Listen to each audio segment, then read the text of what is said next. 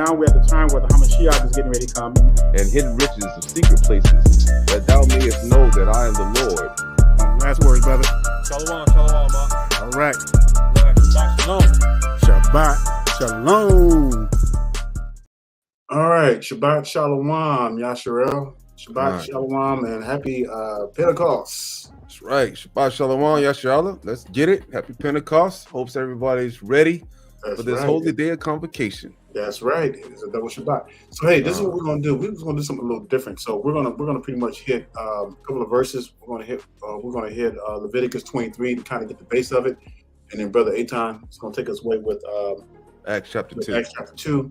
And then what we're gonna do, y'all, is we're gonna fellowship. We're gonna open up the live feed, and Brother Eitan, put the link. There you go. Link's already in there, and we'll put the link sporadically in there. Y'all want to come on? Of course, y'all know the deal. If you've been on live with us before, like Great P came on, we already know what you look like, so you're good. And anybody else want to come on to the feed that we have not seen yet, just make sure you show your face in the background. Make sure you're Israel, and we'll bring you on and everything. No working, brother. This is a holy convocation day. We'll go over that. Matter of fact, let's just we'll just go ahead and skip right on to Leviticus. Hold up, brother. You want to show them on the chart? Right? Yeah. So let's look at the calendar right quick. All right. So I got the calendar up. So when you go back all the way to the Passover, and again, like brother said, we'll hit it up in Leviticus. We'll count 7 Shabbats from the Passover, which is 50 days. And then technically you get to your first fruits, which pretty much is the day of the Pentecost. All right. So this is something that's been celebrated all along. It just wasn't called the day of Pentecost in the Torah. All right. So, but it's been around, and it is a holy convocation. We don't do the sacrifices, of course, because Hamashiach is the sacrificial lamb.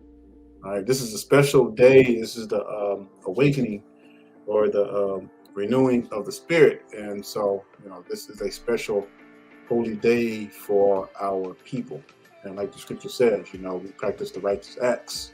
That's right. All right. Hey brother, you wanted to comment on anything before we hit to the scriptures? No, not really. I'm gonna go ahead and bring them up. Well, I'm gonna bring it up on yours because I like yours. So we're gonna start with verse 15. I'll read through that, brother, just to step in anytime. Well, so Israel, go ahead and turn to Leviticus chapter 23, and we're going to start with verse 15. All right, thanks for putting the 1. That means you all hear us already and everything. All right. So verse 15, it says, "And ye shall count unto you from the morrow after the Shabbat, from the day that ye were brought, you brought the sheaf out of the wave offerings, 7 Shabbats shall be completed." So right after Passover, all right. Even unto the morrow, after the 7th Shabbat, shall ye number 50 days, and ye shall offer a new meat offering unto the Lord. Verse 17: "Ye shall bring out of your habitations 2 wave loaves of 2 tenth deals. They shall be of fine flour. They shall be taken with leaven. They are the first fruits unto the Lord Yahweh. That's right. And ye shall offer with the bread 7 lambs without blemish." Again, without blemish means no defects or anything. Why was that important? Because our people were practicing the coming of the Hamashiach. So Hamashiach represents the lamb without blemish. Not only that, right? They didn't want to be like Cain, right? Exactly. Wanted to bring, the tokens of their first fruits, not really their first fruits, right? The inferior of the field, the inferior of the flock. Mm-hmm. Right? You don't want to do that. You want to make sure that to give the Lord your best, right? Because he is the one that gave it to you for free anyways, right? Yep. So why not give him your best so he can continue to bless you? Yeah. Yep. "And ye shall offer with the bread 7 lambs without blemish of the first year, and 1 young bullock and 2 rams, that they shall be for a burnt offering unto the Lord with their meat offerings and for drink offerings, even an offering made by fire or sweet saving unto the Lord." Now, since we don't have the priest set up again, the sacrificial laws have been fulfilled by the Hamashiach. It says, "Then ye shall sacrifice 1 kid of the goat for a sin offering, and 2 lambs of the first year for a sacrifice of peace offering. right? And the priest shall wave them with the bread of the first fruits for a wave offerings before the Lord with 2 lambs. They shall be holy unto the Lord for the priest, right? And verse 21, and ye shall proclaim on the selfsame day that it may be a what? Holy convocation, right? Anytime you see a feast that has a holy convocation, that means that it's supposed to be treated like a Shabbat. That's right. Unto you, ye shall do no severe work therein. It shall be a statute forever in all your dwellings throughout your what? Generations, meaning that this is one of those feasts that's supposed to be practiced and observed throughout all generations. So, Brother Peter Piper, there's your answer right there. So it is a holy convocation. We cannot work by ourselves. You can cook, you can prepare meals. So just like the new moon feast, you can prepare and cook, unless it falls on a Shabbat, which the Pentecost will never fall on the Shabbat because everything is set. So that's right. Pentecost is going to always be on the same. It's going to be on the same day every year, every single year. It doesn't matter. Leap year has nothing to do with it. It's going to be on the same day and the same the 27th sundown on the 3rd month each year. Never going to change. All right. Right. Well, not the 27th sundown, but on the 10th sundown, right? Sorry. Yeah. Right. On the 3rd month of Sivan, right? On the 10th sundown. And that's the beauty about this calendar, right? It's not wrong, right? Every month, every year, you're going to have the same feast days on the same days every single month. Nothing's going to get mixed up or anything like that. The only thing changes on these calendars are the new moons, right? Right. Oh, yeah. Of course, the Gregorian days, but sooner or later, we're going to step away from that altogether. And we're just going to put the Hebrew, just the Hebrew days on there, right? Yeah. We're not even going to worry about the Gregorian calendar. All right. Go ahead, brother. All right. Let's go back to here. Right. So where did I leave off at? We're in verse 22. 22. Okay. So it says, and when ye reap the harvest of your land, thou shalt not make clean ribbons of the corners of the field which thou reapest, neither shalt thou gather any gleaning of the harvest. Thou shalt leave unto the poor and of the stranger. I am the Lord your God. But I just wanted to go back up to verse 21. So and you shall proclaim on the selfsame day that it may be a holy convocation unto you. You shall do no severe work therein. It shall be a statute forever in all your dwellings throughout your generations. All right. Before we go on, I wanted to also verse 22 was also kind of important, right? The reason being is because like a lot of our people, we have we have the spirit of being stingy, right? A lot of the spirit of not wanting to give to the poor of your people and things of that nature. If you'll notice, it says thou shalt leave them unto the poor. Salakia. It says let me just read 22 all over again. It says, and when ye reap the harvest of your land, and shall not make clean riddance of the corners of thy land when thou reapest. So like the corners of your field, right, of your acres or whatever you had back in those days, right, of however they counted it, right, the corners of your field, those are the corners that you're supposed to leave the fruit on, right? It says, neither shalt thou gather any gleaning of thy harvest, thou shalt leave them unto the poor and to the stranger. I am the Lord your God. Meaning that, man, you're supposed to look out for the poor of your people, right? Man, if you have all of that stuff, right, that you got, that you're just gathering that stuff up together, right, to show to the Most High, stuff like that, right? Hey, leave some for the poor, right? Leave some for the poor of your people.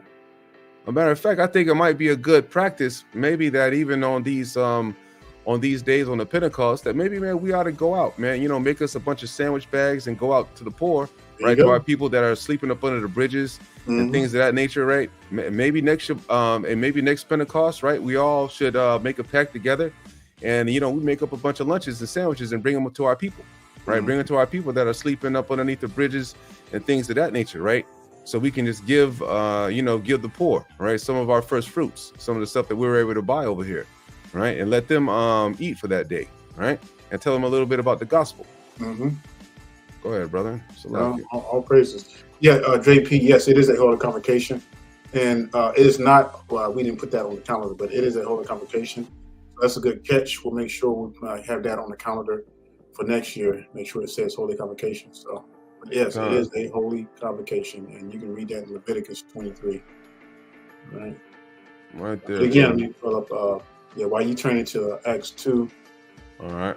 So again, here's the calendar, and we encourage you to study these precepts, Israel. Study these precepts and learn, because we're growing together. We're learning, and I know that we're still in this captivity, and we don't know how long it's going to be. Before things break, it can be. Hey, we don't know. It could be another 1,000 years.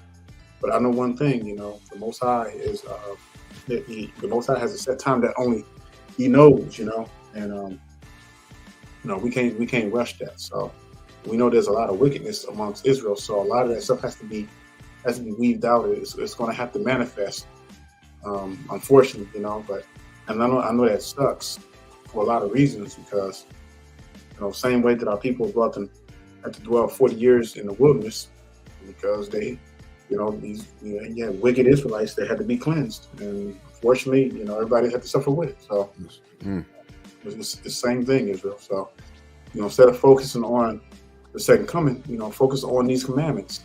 Keeping these commandments, and like brother was saying, go start feeding the homeless, people sleeping under the bridges and stuff. Look out for your people. Right? Yeah, exactly. That's what we have to start doing, because if our people just sitting around waiting to be delivered, you're gonna be sitting around for a long time. Right. And that's one of the main things to do anyway. It says give to the poor, right? To look out for the widows, the things of that nature. And that's how you be a 144.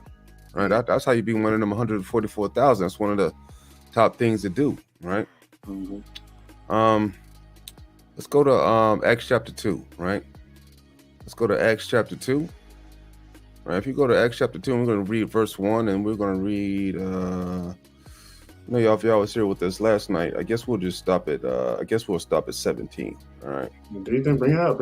All right, Con. Right, because like a lot of people also, right? If you got a Christians, right? They'll say that, speaking in tongues, right? That means that stuff that we saw the other night, blah blah blah, blah, and all this other crazy stuff, right? Nobody can understand, and we know good and well that's just making up stuff, right? Straight wickedness, right? All right. Acts chapter 2, we're going to start at verse 1, and it reads, "And when the day of Pentecost was fully come, they were all with one accord in one place. And suddenly there came a sound from heaven as a rushing mighty wind, and it filled all the house where they were sitting." All right. "And there appeared unto them cloven tongues like as of fire, and it sat upon each of them." Imagine that, right? If you're just sitting there chilling, and a gust of mighty wind, right, just down from the heavens just came on everybody, and all of a sudden you just saw a mirage of fire, of cloven tongues, like a snake tongue, right? It is all just got on every brother. They had that symbol, right? Something you watch out like a Harry Potter movie or some craziness, right? It just sat upon each of the brothers, right? And when that happened, right, when that sat upon each of them, verse 4 says, "And they were filled with the Holy Ghost," right? A separate spirit. They were filled with a separate spirit, a Holy Spirit, right? "And began to speak with other tongues as the Spirit gave them utterance." Right? So we're going to see what other tongues are they talking about, right? Are they talking about the stuff that these Christians be saying in the church with Pastor Pork Chop, Pastor Pepperoni, right? Let's see. "And there were dwelling at Jerusalem Jews, devout men." So these are men from the southern kingdom of Israel, right? Benjamin, Judah, and Levi, right? So this from these three tribes, right?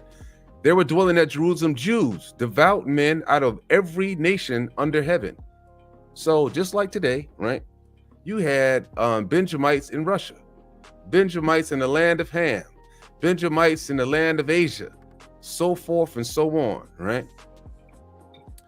"Now, when this noise was abroad, the multitude came together and were confounded, because that every man heard them speak in his own language," which means that they were speaking in other languages.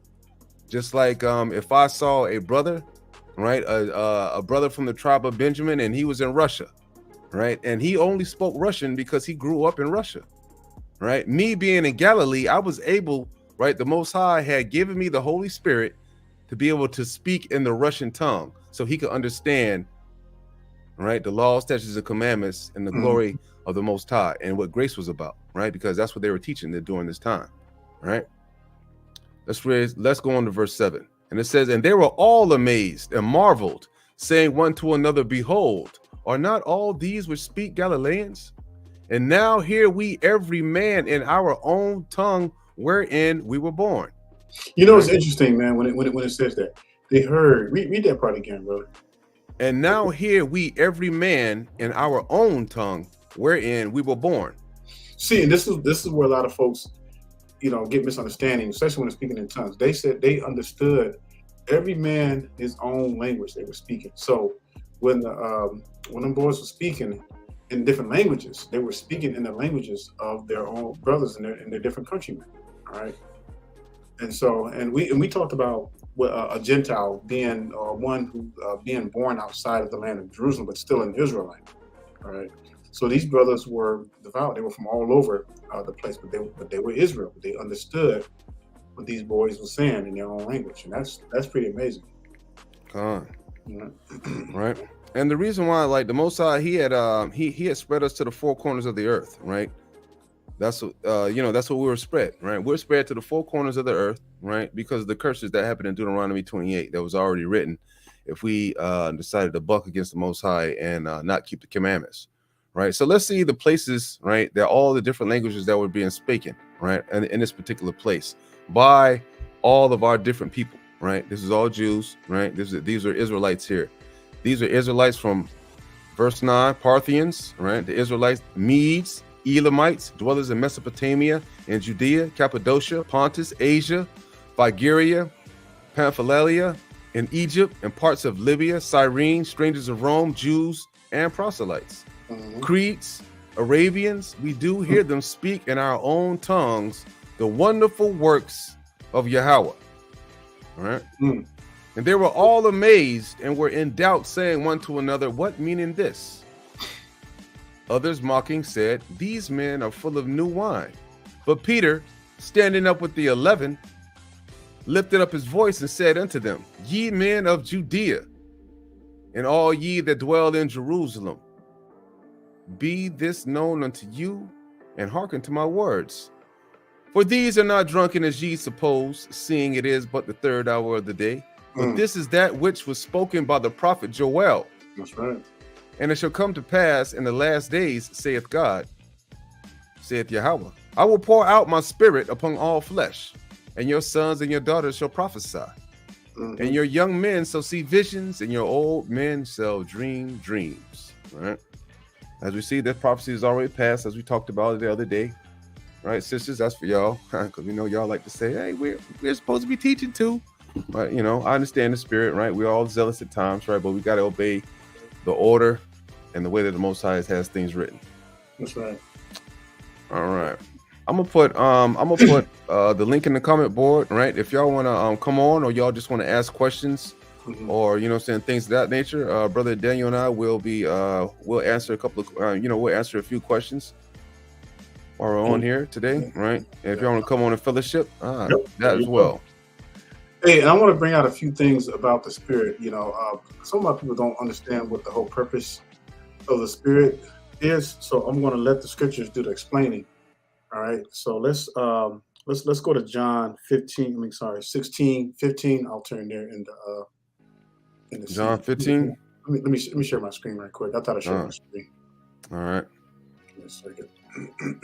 God. All praises to the Most High. Another feast day. That's right. All right, so John 15. Let me get my notes here because I jotted down some notes. 16, 13. So John 16, 13. All right. So we see what the scripture says, what the purpose is, and what gives us our knowledge. All right. So it says, howbeit when he, Ruach, or the Spirit, is come, he will guide you into all truth. He shall not speak of himself, but whatsoever he shall hear, that shall he speak, and he will show you things to come. So in the day of Pentecost, when them brothers were speaking in different languages and everything, that was the Spirit working. That was the Spirit working. Now it comes with conditions, because the person says, "Oh, I got the Spirit," but they're not keeping the laws, then they don't have the Spirit, because you have to be keeping the laws in order to have the Spirit. That's the key. Anybody can say that they got the Spirit and everything. It don't mean they got the Spirit. All right. Let's look at another one. Let's look at John 6:63. Bring it out, Doc. All right. Bring it out on this holy day. So it says, John 6:63, it says, "It is the Ruach, or the Spirit, that quickens." What does it mean to quicken? You know, it means to bring forth with quickness, remembrance. It says, "The flesh profit nothing. The words that I speak unto you, they are Ruach, and they are life." That's powerful, Israel. And so you saw that, you know, it's the Spirit that leads us into all truth. And let me see, I want to show one more, the Comforter. When you say he will send the Comforter, go ahead, speak to him out right quick. Let me pull this up. Okay, Con. Well, while Brother Daniel pulls that up, right, I got one scripture for y'all, right? This is a very important one, right? Because a lot of our people, they claim to know the Most High, right? But you cannot understand the scriptures without keeping the commandments. Right. Psalms 111 and verse 10, it says, "The fear of the Lord is the beginning of wisdom." And it's talking about literal fear here, because there's punishment for being wicked. Right. And you're supposed to fear that punishment. If you don't fear that punishment, then you're a fool. Right. It says, "The fear of the Lord is the beginning of wisdom. A good understanding have all they that do his commandments. His praise endureth forever." So in order for you to understand the scriptures, you have to keep the commandments. Right. That's the caveat. Right. That's the main secret, right, to understanding this laws, statutes, and commandments, understanding these scriptures. That's why these heathen have let us have the book. If they knew all the stuff that this book actually said, they would not give it to us at all. But the reason why they don't understand it is because they don't keep the commandments. That's right. All right, Israel. So let me back in John 15 and then verse 26, it says, "But when the Comforter is come, whom I will send," by the Spirit, "whom I will send unto you from the Father, the Ruach Image, which proceeds from the Father, he shall testify of me." All right. That's powerful. That's why when that brother Tazadaki was claiming to be the God sent Comforter, you know, he was blaspheming. You know, man on this earth is no God sent Comforter.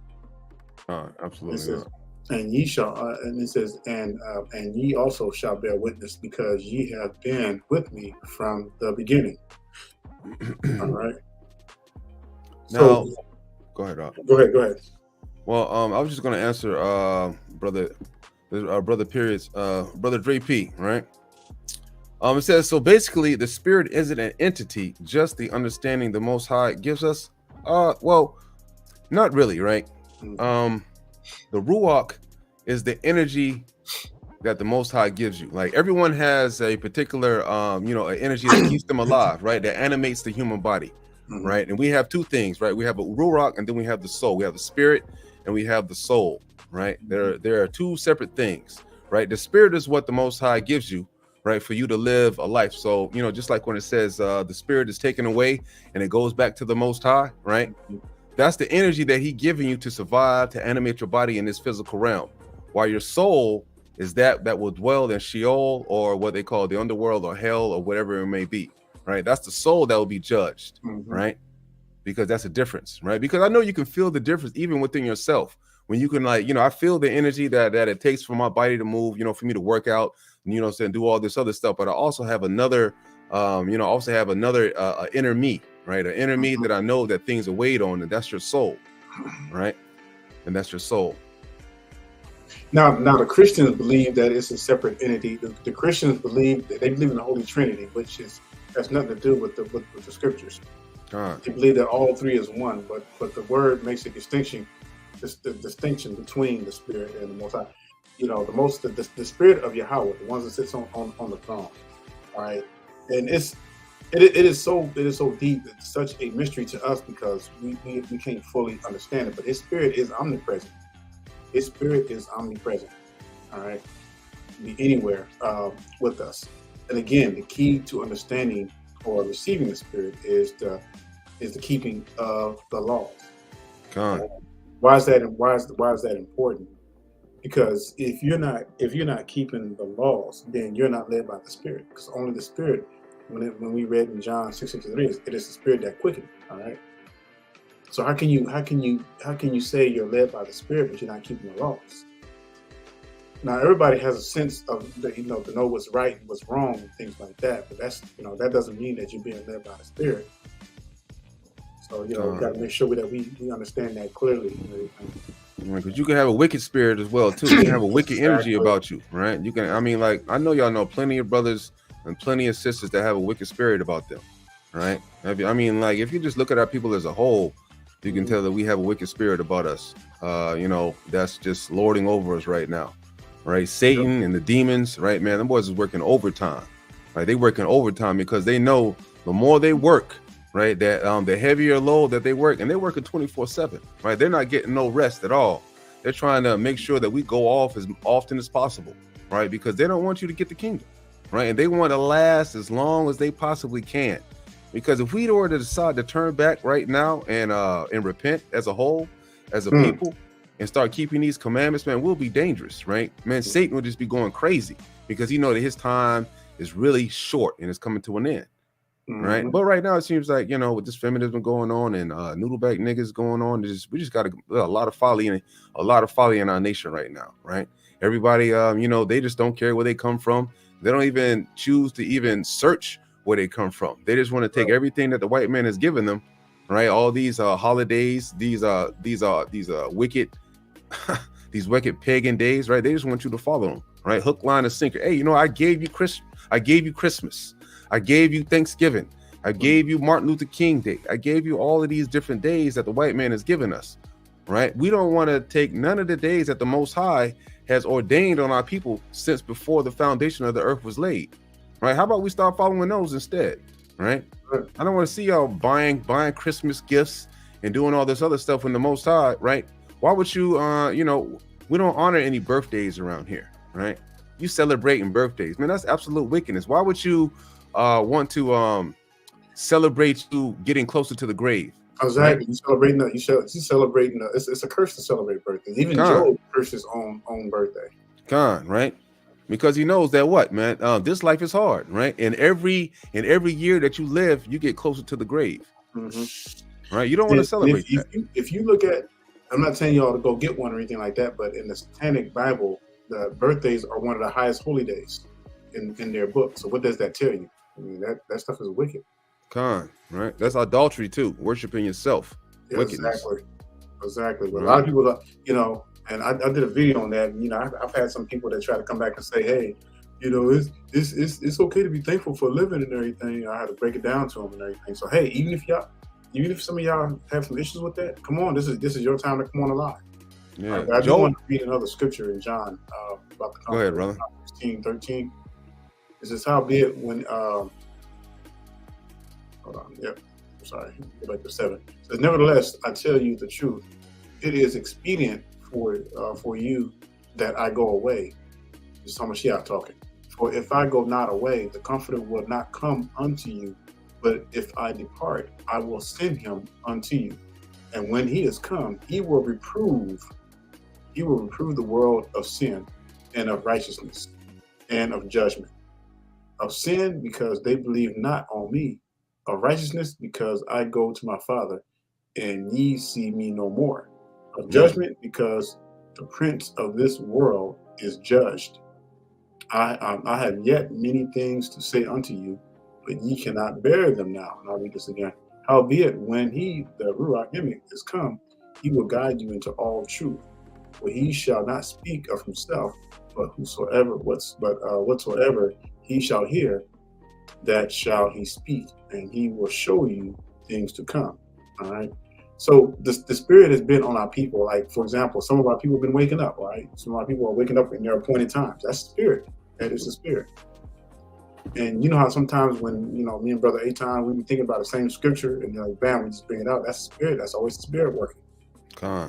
Right? Because just the spirit it doesn't deal in confusion. So if you see these camps out here, brother Aton showed a video on his channel about the camps. They were brawling and stuff. You know, it was IUSPK and it was IUIC. You know, and they were like right next to one another, and then somebody moved the chair, and then all of a sudden all brawl broke out and everything, and there was some swinging going on and stuff. That wasn't the spirit.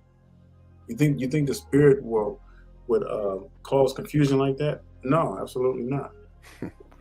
And you know what's crazy, right? Tuak, right? If you look at this number 7, right? You had this dude talking about something. He was the God sent comforter, right? He's trying to take the place of Hamashiach. Let's just read it real slow so we can see that the comforter is actually Hamashiach himself, right? He's talking to himself in the third person, right? Because in verse 10, when it says of righteousness, because I go to my Father and ye see me no more, what does that mean? You're not going to see him anymore in that earthly body. You're never going to see Hamashiach anymore in the earthly body. When you see him again, right, he's going to be in that spiritual body. And what's he going to be doing? He's going to be reproving the world of sin, meaning that what? He's going to be overthrowing kingdoms, right? Smashing down the wicked, especially of our people, and of righteousness and of judgment. Man, they got to go, right? Of sin, because let me see. It says, let's start at verse 7. Nevertheless, I tell you the truth. It is expedient for you that I go away, right? This is Hamashiach, right? He has to go away, right? He got to get lifted up in the clouds, right? For if I go not away, right, the comforter will not come unto you. But if I depart, I will send him unto you, right? And when he has come, he will reprove the world of sin and of righteousness and of judgment. Of sin, because they believe not on me. Of righteousness, because I go to my Father, and ye see me no more. Of judgment, because the prince of this world is judged. Right? And who is the prince of the world? Right? The Prince of Peace. Right? We know that's talking about Hamashiach. He's coming back in the spiritual body to do heavy work. He about to put that work in, right? That battle axe of Yahweh is about to, sling front and the back, cleaving heads of the heathens, right? Cleaving our own people in half too. The wicked of our people that don't want to submit, right? That want to be rebellious as hell and don't want to do what the Most High says. I bet you're going to have some wicked ass women up there trying to argue with the Most High, right? Argue with Hamashiach about what this is and what that. Some sorry brothers, right? Well, I wouldn't even call them brothers, right? Niggas. They're going to be doing the same thing. Hamashiach says what? We're not going to be dealing with any kind of what is that? Rebellious people, right? They're going to get rooted out.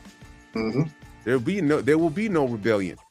You're going to do what Hamashiach says, or you're going to die. It's either or. And I just can't wait till that day comes, because we're not going to have any kind of arguments or any kind of this person's thinking this way or this kind of. It's not going to be that. It's gonna be one way, or you're gonna die.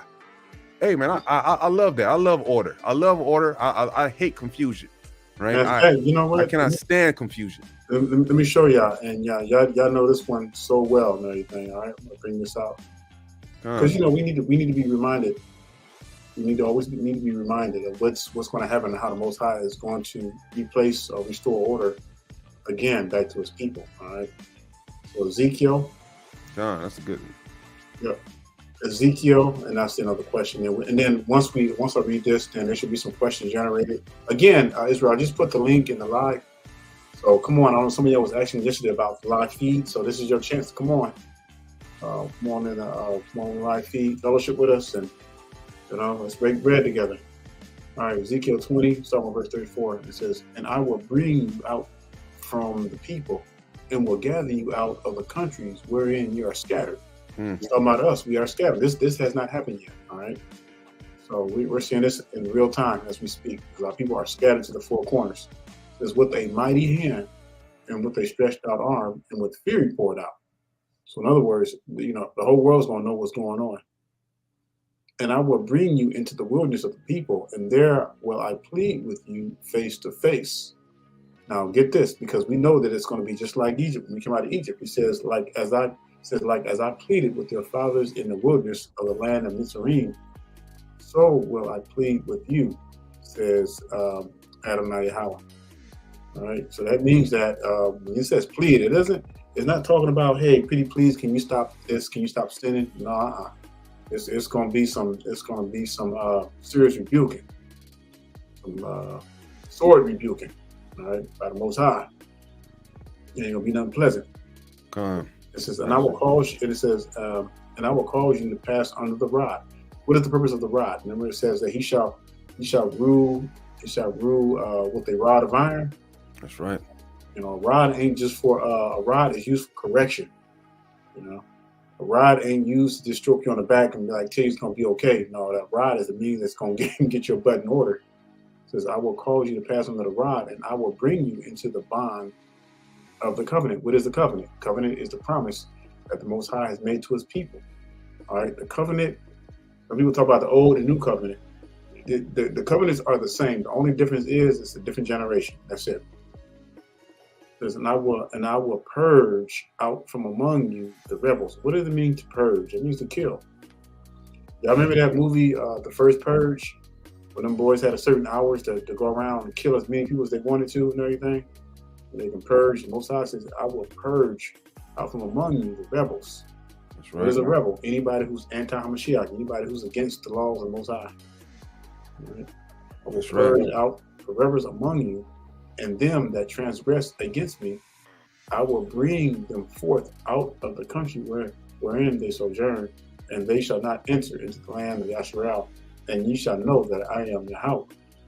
So that's powerful, Israel. You know, brother, this lets you know that there's gonna be order. It's gonna be order. All right. Like it should be order in our households, right? Hey, you know, this new age, right? Like brother like brother Dre here was saying, this new age that you know, they're scared to hit the children, right? They're scared. Hey, listen, you got to whip your kids, right? Yeah. You know, if you look at anything through life, right? These heathen to tell you to don't be violent, this, that, and the third, right? But true change comes with violence, no matter what it is, right? True change really comes at the hands of violence. You can't march to a new change, right? You can't clap your hands. You can't do any of that, right?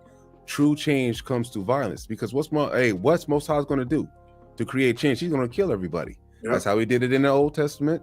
It's going to be just like that in the it's just like that when he's going to come back, right? Look at these heathens, the way they take over lands and do all of this stuff, right? And they get their way. They do it through violence. There's no such thing as a peaceful you know, a protest or a peaceful thing to get things done. That's not, you know, you have to do action, right? It takes action to get things done. So if you want your son or you want your daughter, right, to grow up in a certain way, right, talking to them is not going to help, right? If they do something bad, you need to beat their ass. That's just what it is. I'm not talking about punching in the face or no craziness, not abuse, right? But you give them the rod, right? Give them a, you know what I'm saying, swat on the legs or swat on the behind, right? You know what I'm saying, until they learn their lesson, right? All this stuff about not hitting the children and doing all this other stuff, or, you know, hey man, that's wicked, right? That right there is wicked as hell. That's why we need fathers in the home out here, right? This stuff and it was only, you know, it was crazy because it was only 11-day. It was only an 11-day journey. It wasn't supposed to take no 40 years.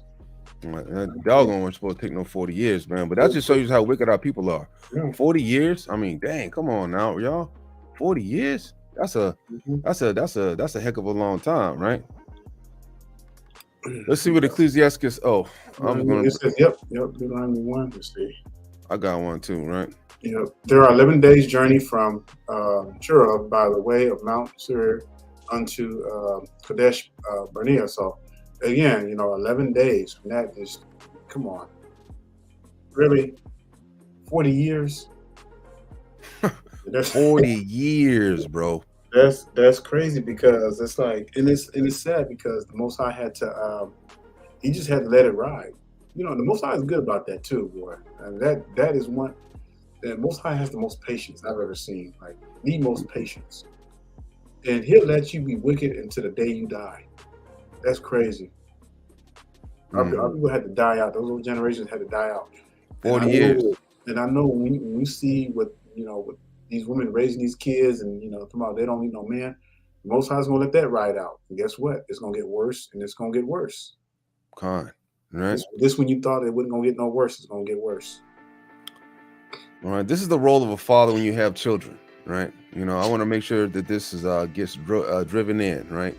We don't need any effeminate men, any soft men, or anything like that. This is the way you raise your son, right? We're in this captivity right now and the way that it is, and they're just taking advantage of you because we're not doing what we're supposed to. It says that he that loveth his son caused him oft to feel the rod, that he may have joy of him in the end. He that chastiseth his son shall have joy in him, and shall rejoice of him among his acquaintance. Right? You ever have a knucklehead son, right? You know, he just can't do right, right? He just doing everything wicked out there, stealing, you know, robbing, you know, doing stuff, right? Can't read, can't write. It's just making you look stupid in the world, right? I can only imagine some of the parents, right? Some of the fathers, and when they look at their children, right? When they're out there just making them look like a damn fool, right? That's why these other nations, they don't respect us, right? That's why they don't respect us. Now, verse 3, it says, he that teacheth his son grieveth the enemy. See, this is why they're trying to split up the homes. They don't want the father in the home. They want the mother that is built on emotion and compassion, right? Toward their children, right? They want them to raise the children because they're not, you know what I'm saying? They don't want to hit their sons, right? They don't want to, they don't want to do stuff like that. It says, he that teaches his son grieveth the enemy, right? These heathen that we're amongst, they do not want us to be teaching our own children. And before his friends, he shall rejoice of him. Though his father die, yet he as though he were not dead, for he had left one behind him that is like himself, right? This is what we need to concentrate on when we're having our children, right? And we're having our sons. We need to make sure that they have our same value system, right? If you have a trade, right? If you can, say that, hey, let's say if you're a welder or you're an HVAC guy or a plumber, right? You need to teach your son that trade. That's something that you already know, right? HVAC, plumber, hey man, that's a 6-figure job right there, all day long, right? You need to teach your son that trade, so when he comes up, he can automatically, right, have somewhere to go. I mean, like, there's going to never be a shortage of plumbing. There's never going to be a shortage of people that have to come out and fix air conditioning systems for people, right? They'll never be able to use some kind of machine to come through and do that. They're always going to have a person out there to do that, right? If you teach your sons these trades, right, and then grow them up in the laws, statutes, and commandments, right, what's going to happen to their kids? Their kids are going to do the same thing, right? You got to raise them up in the way, right? While he lived, he saw and rejoiced in him. And when he died, he was not sorrowful. Like, I don't want to be sad when my son Isaac Ezekiel, right, he's, he's some kind of, he's being wicked as hell, right? And I know that when I'm on my deathbed, he's still not right. And I got to worry about him going to the lake of fire, right?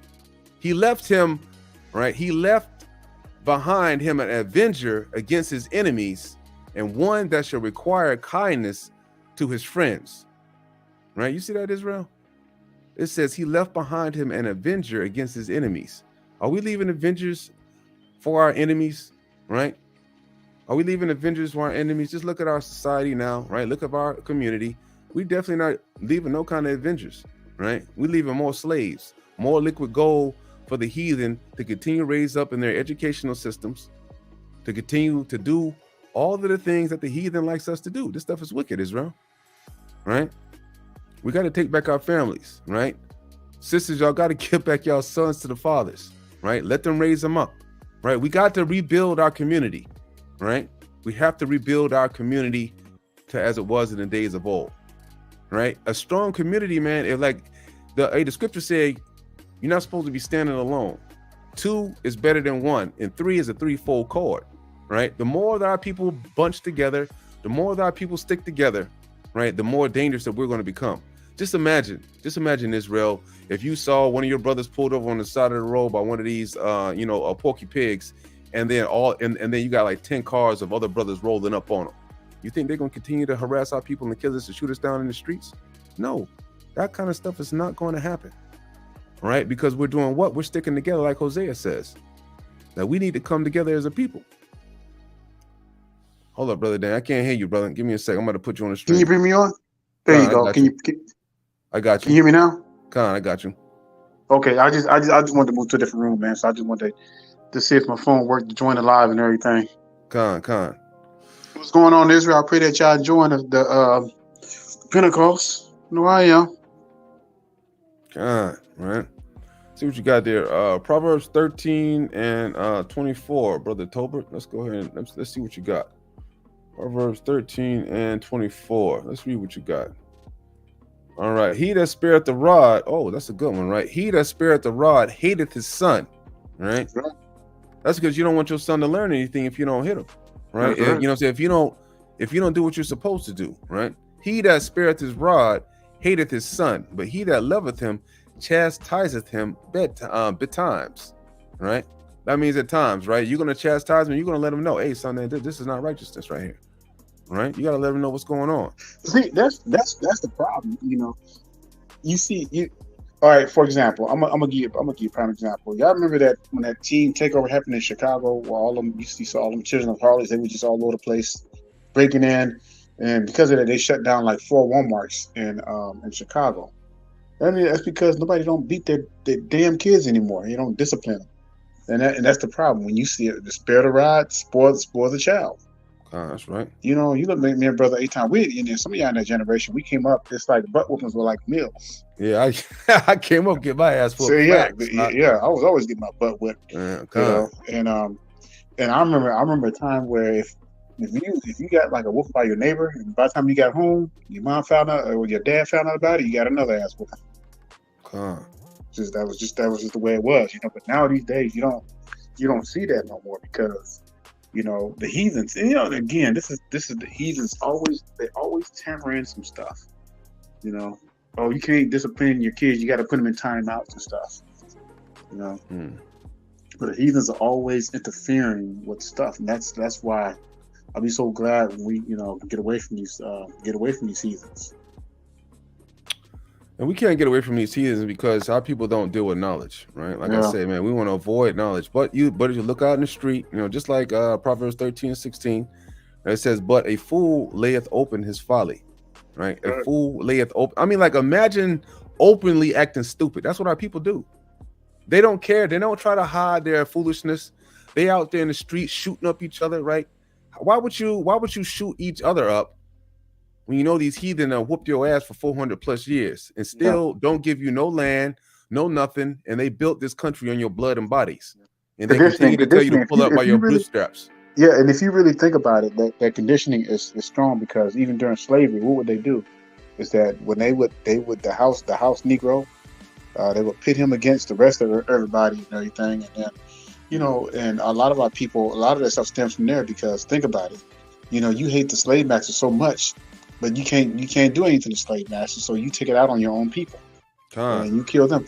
And then you look at the conditions that are created for our people. You look at the hoods and all that kind of stuff. That's why there's so much jealousy. That's why there's so much hatred.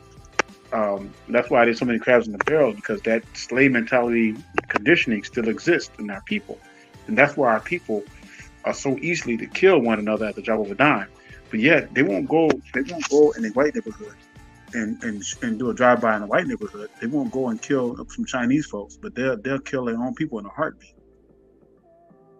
And this is why the heathens are so good at divide and conquering our people, even through the gangster rap and everything. They can get our people to hate one another. That's why you have all these rappers that are dying over jealousy, envy, all kinds of stuff. And the heathens are sitting back like, look what we created. When rap started, it was about brotherhood. It was about coming together. But when the heathens got involved, all of a sudden, it turned into like, okay, well, you got to sell your own mother out. You got to sell your soul. You got to push a life of crime, drugs on people.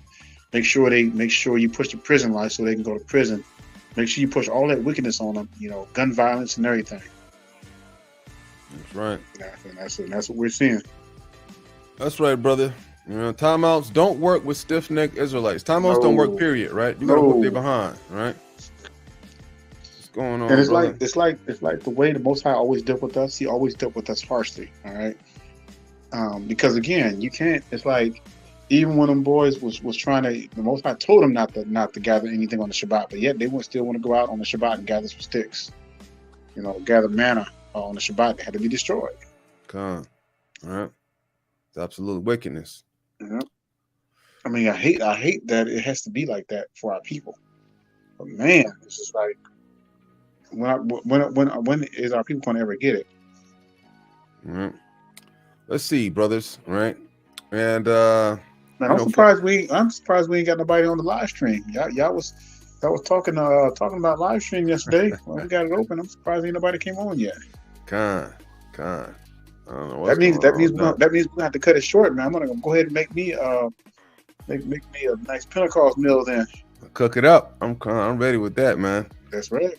All right, man. Let's see, right? This Ecclesiasticus 9, this Sirach chapter 9, right? This is a right. I'm gonna read a little bit of this, right? Because this right here is in a nutshell our community, right? And then why we have so many problems that's going on, right? Why we don't keep the commandments, right? Why we have, why we don't why we don't know what the feast days are, right? Yep.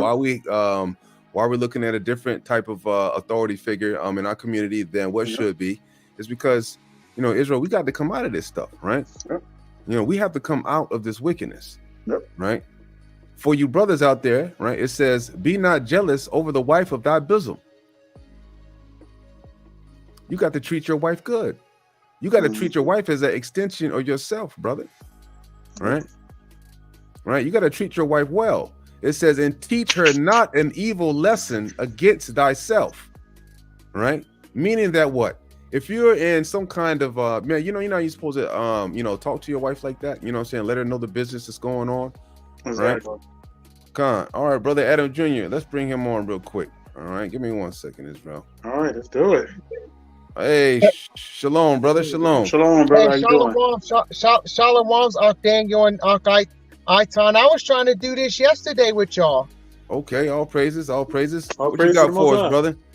Huh? I said, what you got for us, brother? Yeah, I was trying to say some stuff yesterday. Can I take my face off now, or I got to keep it on for a little while? Yeah, man. Hey, I understand not everybody wants to show their face, but we see who you are. You know what I'm saying? You good to go. We know you're not no heathen, brother. If you want to take your face off, that's good to go. You all right? Okay.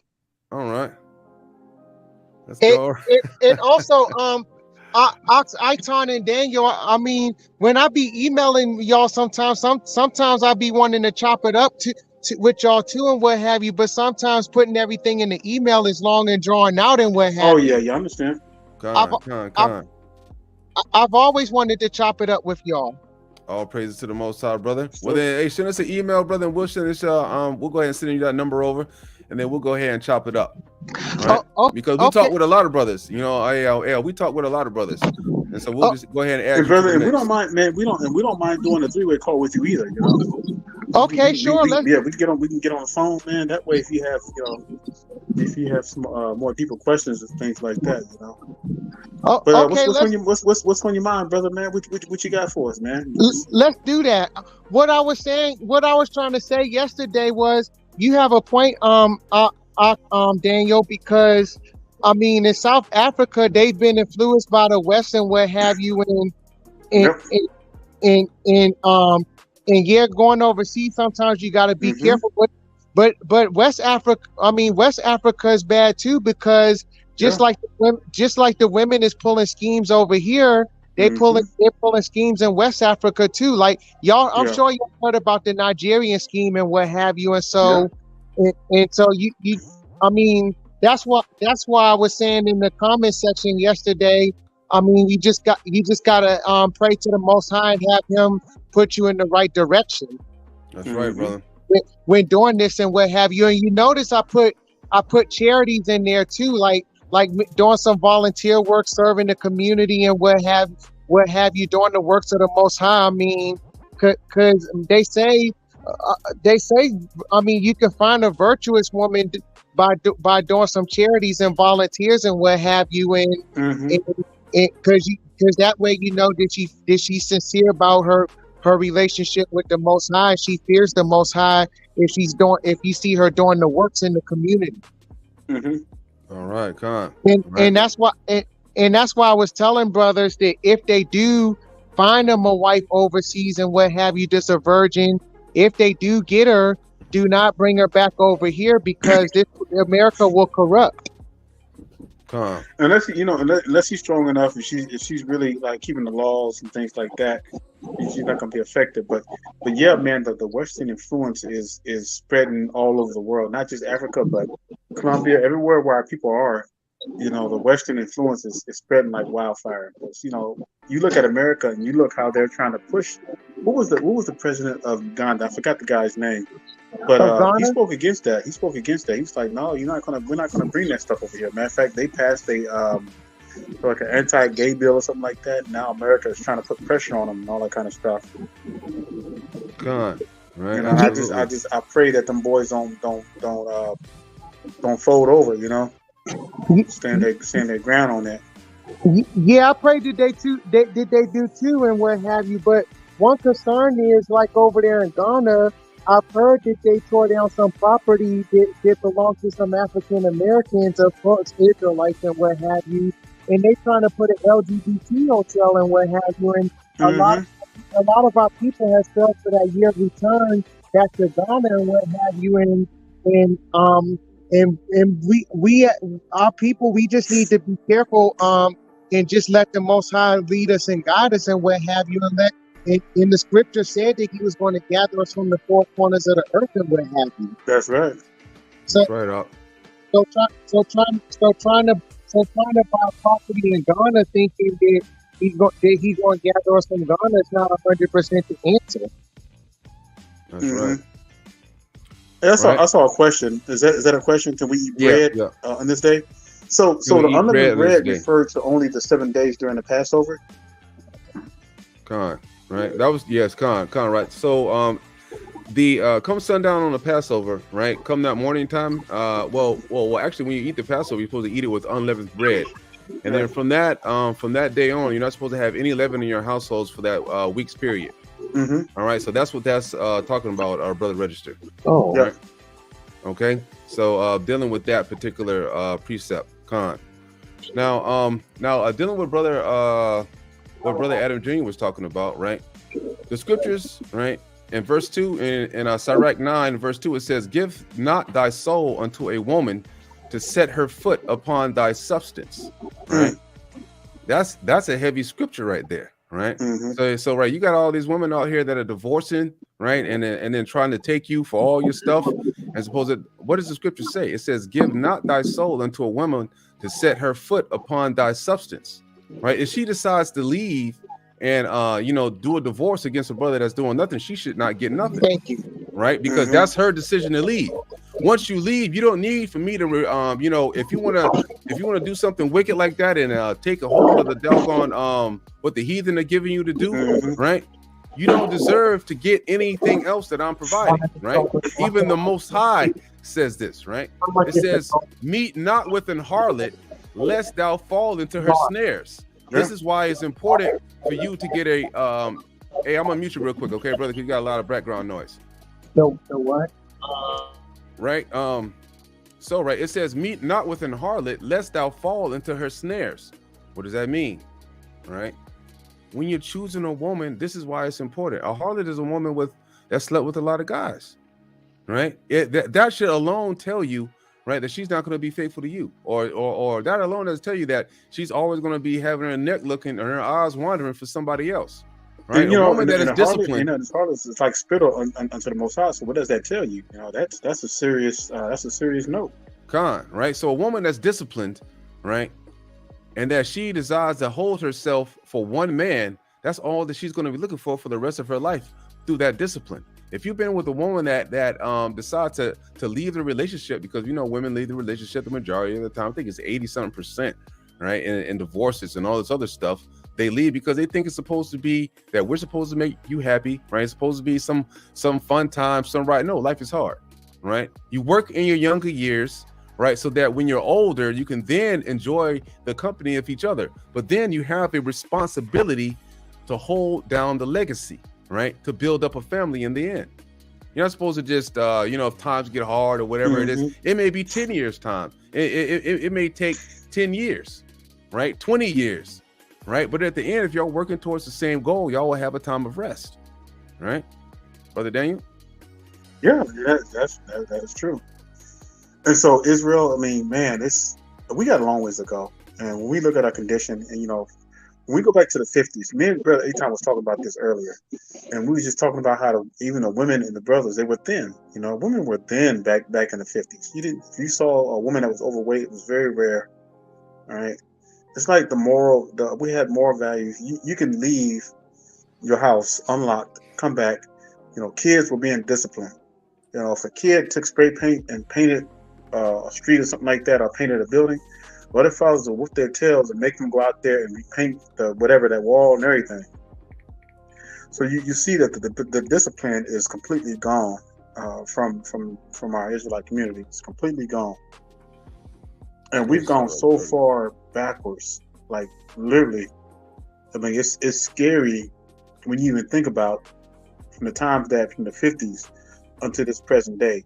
What was the percentage of the marriage like back in the 50s? I think it was it was like a 96 point something marriage rate back in the 50s, down to like less than like 25% now.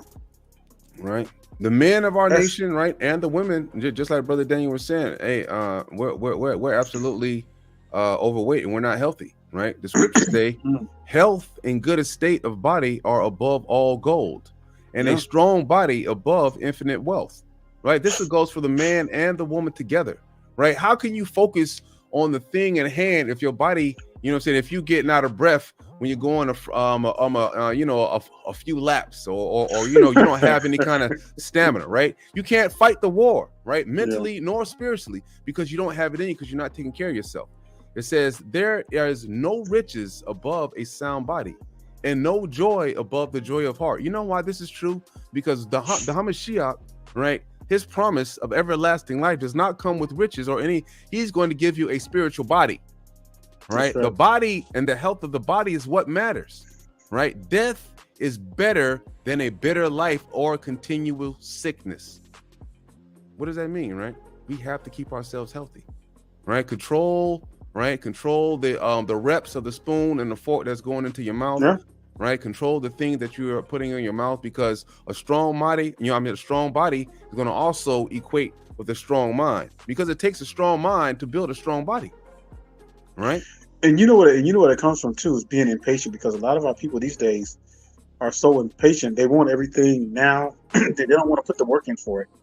You know, just like we were talking also the other day.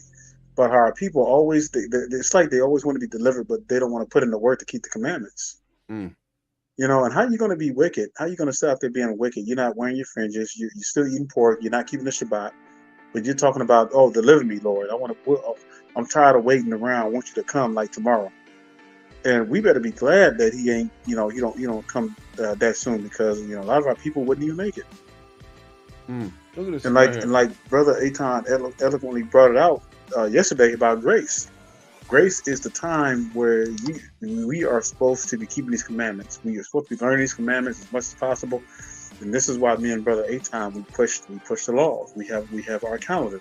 We show our work. We don't just throw a calendar together and expect people to follow it. But no, we put the work in to show you how we got the days, first of all. Then we put the precepts in these calendars so that you Israelite brothers and sisters can study this calendar and share it with your family members and your other, you know, the other BREWS that are coming into the faith. Right? We don't do this stuff for money. We don't do this stuff for charity. You know, this is a lifelong work. You know, we don't know the lifespan the Most High is going to allow me and Brother Aton. You know, we don't know that. We have to work until we can't work no more. That's right. Bring it up, Excuse me, I apologize, Brother Aton and Daniel. I apologize about that. About what? I apologize about the noise in the background. I apologize. Oh, that's all good, bro. You good, brother? We muted you, so it wouldn't affect the live. We're good to go. Oh, okay, got you. Another thing I meant to ask y'all, brothers. The scriptures that talked about a preacher or ox should get paid for his work and what have you. I mean, it's like when y'all will bring up, okay, I mean, nobody should be charging for teaching the scriptures. They'll bring that scripture up and what have you. Now, when it says the preacher should get paid, I mean, can y'all clear that understanding up, please? Yeah, Khan, that's talking about the Levites, right? That has nothing to do with this day and time, right? Now the Levites back in the day, right? Back when we were keeping the commandments, right, during the time of King David, right, and then King Solomon, what was going on is that they dispatched the Levites to each and every land of each of the 12 tribes, right, and those were the priests to our people, right? And now, and because they didn't have an inheritance, right, there were, we had a such thing called tithes. I'll be right back, brother. All right, Khan. You know what I'm saying? We had a such thing called tithes that we would give to our people, right? And it was a 10%, right? 10% of crops and things of that nature, right? That we would bring, you know what I'm saying, that we will bring into Jerusalem, right? I think it's once a year, right? And then we will put it up in the storehouses for our people, right? And then during that particular time, when we put it in for the storehouses for our people, right? That's when we were essentially, I was paying back the Levites for their, for their priestly duties, right? Because they didn't have any land or anything like that, so they weren't able to grow crops or anything like that. But then the funny thing about that is that we were also eating, those who brought their tithes, they also ate them in the sight of the Lord, along with the Levites, right? So it had nothing to do with money or anything like that. It was dealing with crops, cattle, right, and things of that nature that brothers could use to continue to survive. So even in the New Testament, where it talks about a preacher should get paid for his working, that's what that's referring to. No, are you talking about the verse? Are you talking about the verse where it says that workman is worthy of his hire? Are you referring to that one? I think so. I don't know. I don't remember exactly I don't remember exactly which verse it was and what have you, and which scriptures, but I think it's somewhere in the New Testament. It talks about where it says a preacher should get paid. They'll never say that. No, it don't say that. I think never what say you're that referring to is when it says a workman is worthy of his hire. You're going to bring that up. When it says a workman is worthy of his hire, that's talking about a profession. That's talking about like if you have your own business, and let's say you're a carpenter, you're a plumber, you're an electrician, working with your hands. A workman is worthy of his own hire. So that means that he works for himself. Doing ministry like me and Brother Eitan doing, that's not being a workman of your hire. That's just when you got people who are charging money just to hear the word of the Most High. Yeah, them niggas is wicked. Sorry, man. They just don't want to get no job. They so lazy. That's like the quickest way. See, this is what frustrates me because I don't even know that first. You have just put in workmanship of hire. But I just did that, but nothing so far. You have these, you have these brothers out here that want a quick fix. So the easiest way that they can get some money is throw a Cash App or PayPal on a channel. I've always thought that was weak, for ministry and everything. Get your lazy butt out and get a job or something, or make effort to start your own business or something. Man, these brothers, they want to. It's just pure laziness. What's that? All right. These brothers, they don't want to do anything but just basically, building another man's foundation, right? Yeah.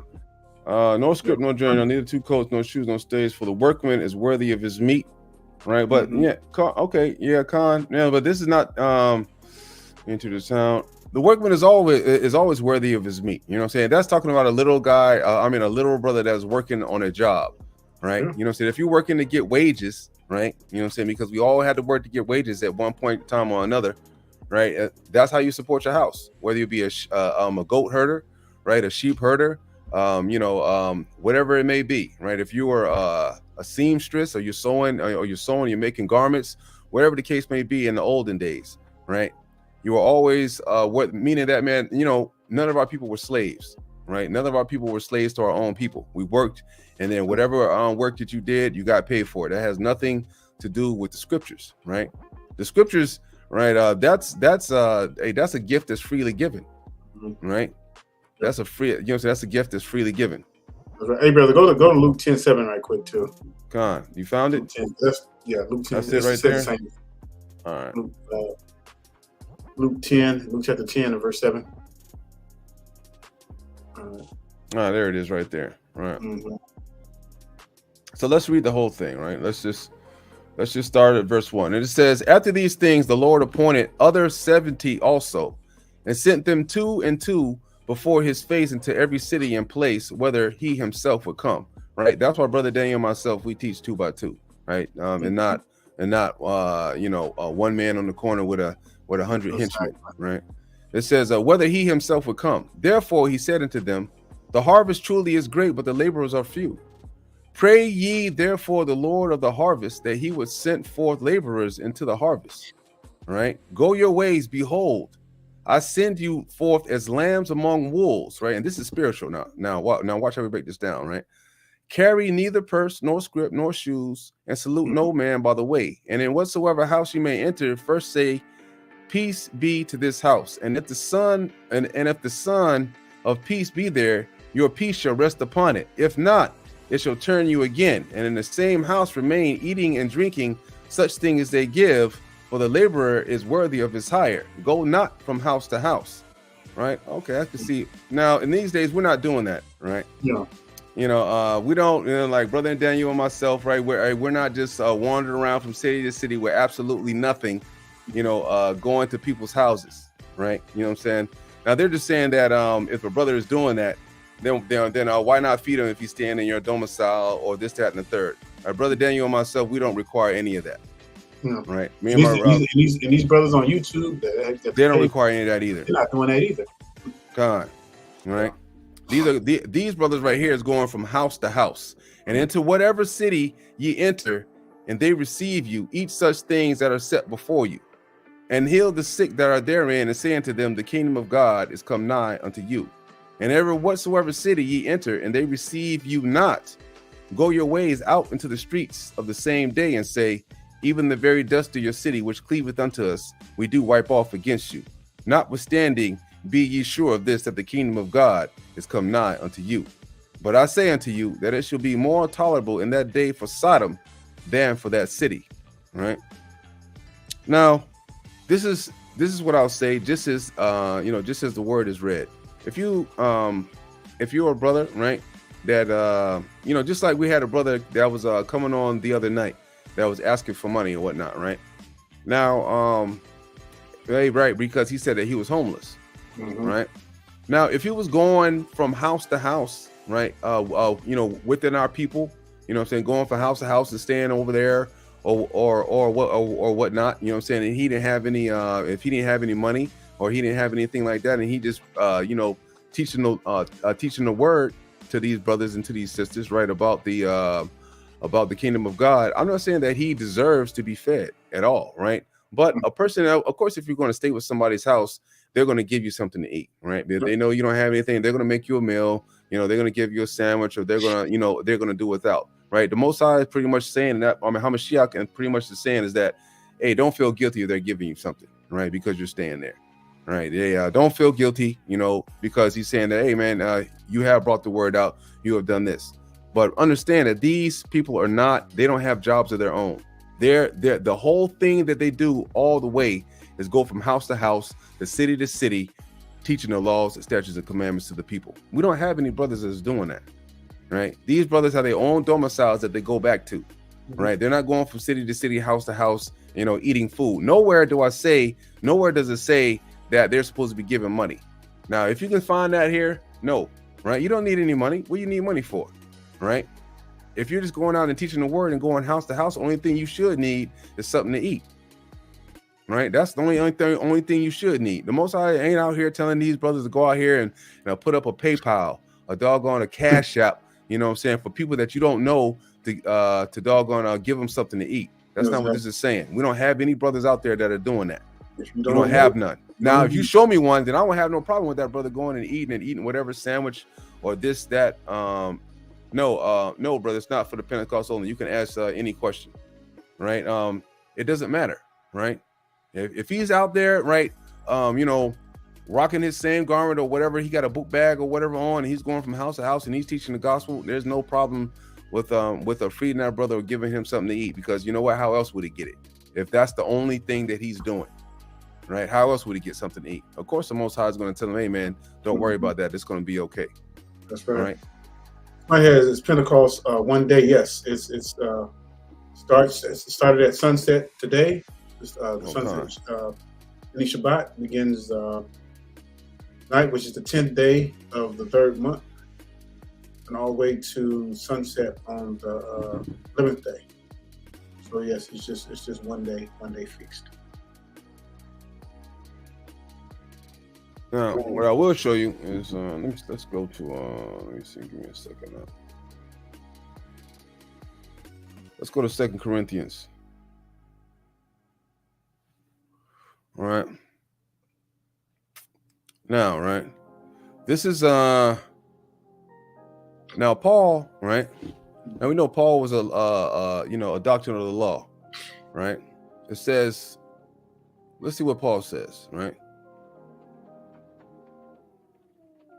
It says, but though I be rude in speech, right? Sometimes me and Brother Danny, we also we might say some things, might get on y'all a little bit kind of hard, right? Yet not knowledge.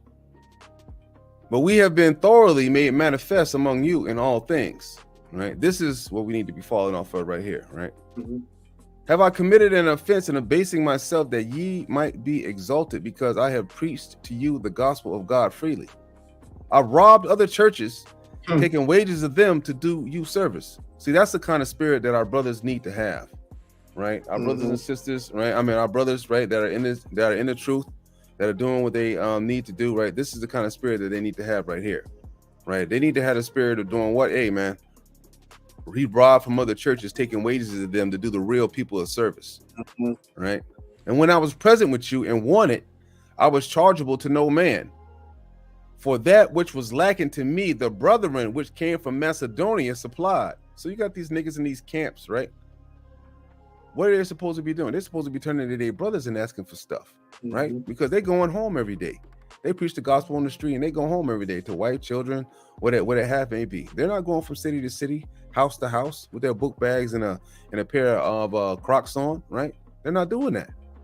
They're not doing that. So you're not obligated to feed them or to give them any kind of money, because the scriptures does not speak one time that you're supposed to give them money, right? And then it goes on to say, when I was present with you and wanted, I was chargeable to no man. For that which was lacking to me, the brethren which came from Macedonia supplied. And in all things I have kept myself from being burdensome unto you, and so will I keep myself, right? A brother that's truly in the spirit, right? He's not going to be asking you for no money, right? Because he's not going to want to tax people that are living paycheck to paycheck. Why are you going to have your hand out, right, when you know most of our people are living paycheck to paycheck, right? You got that, you know what I'm saying? Hey, right, these campers are wicked, right? It's the same as begging. Look what it says in Ecclesiastes 40:28. Says, my son, lead not a beggar's life, for better it is to die than to beg. All right. It says, the life of him that depends on another man's table is not to be counted for a life, for he pollutes himself with other men's meats. But a wise man will nurture, will beware thereof. Begging is sweet in the mouth of the shameless. It's what now? Read that again, huh? Begging is sweet in the mouth of the shameless, but in his belly there shall burn a fire. You got these brothers out here knowing that they can work, but they'd rather use the ministry, getting on YouTube and teaching some scriptures, and then begging for money. They're shameless. Yeah. No. Yeah. It's crazy. This is why you never see men, Brother Aton, do donations for this kind of stuff. Right? Revelations 2:9. Let's bring that out real quick. Actually, that's a pretty good scripture. Actually, 2:9 talks about the Jews, the fake Jews. Con. The reason why I like this a lot is because it doesn't say Israelites there. It says, I know thy works, tribulation, and poverty, right? Because our people are doing bad out here. We already know that, right?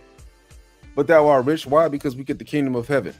And I know the blasphemy, right, which say they are Jews. Notice that the scriptures only point out people that say they're Jews. They don't say, I know the blasphemy of them that say that they are Israelites, right? They don't say that, right? Our people say that we're Israelites.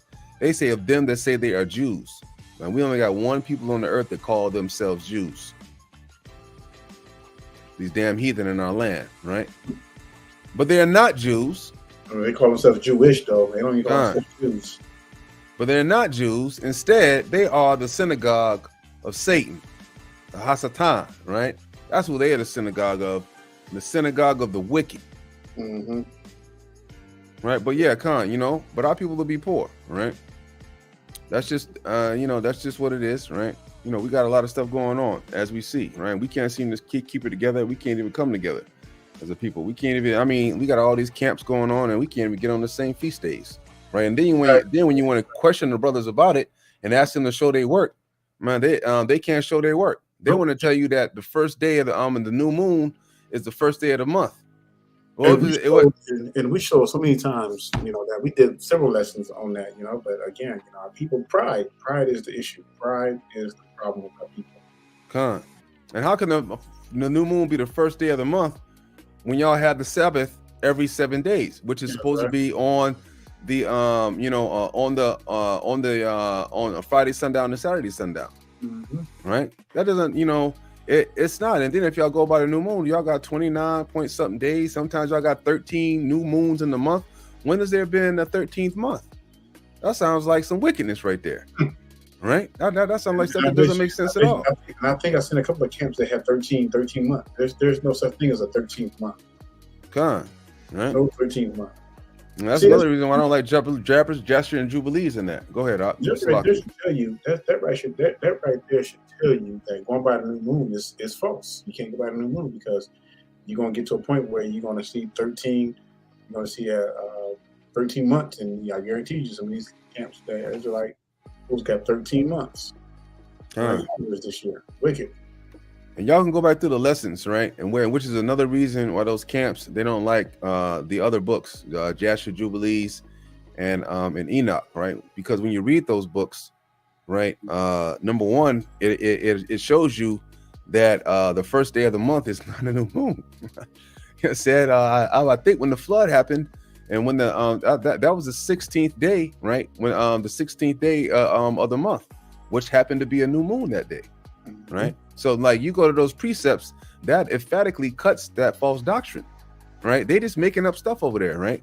Going by what the heathens have put down instead of reading the scriptures, right? There are no scriptures that contradict each other, right? The only contradiction it is your understanding, right? And you don't understand. Why can't you understand? Just like we brought out in 119 Psalms, right? It's because you don't keep the commandments. You say you do, but you don't really keep the commandments, and that's why you can't get the understanding. It's crazy. All right, Israel. Y'all got any more questions? If not, I'm about to fix me a Pentecost meal. There you go. That's what we're about to do. And observe the day, right? That's right. Because look, this is I was trying to sit on my deck, but it's dark out there. The camera doesn't pick up the moon. You can see the moon is starting to fill in and everything. So that's what I'm gonna do, man. I'm gonna kick back, man. I'm gonna sit back and I'm a deck, man. Enjoy my little brook and chill. Well, brother Macawan, right? Just to answer your question before we go, right? How do we keep the Pentecost? This is just a day of observance, right?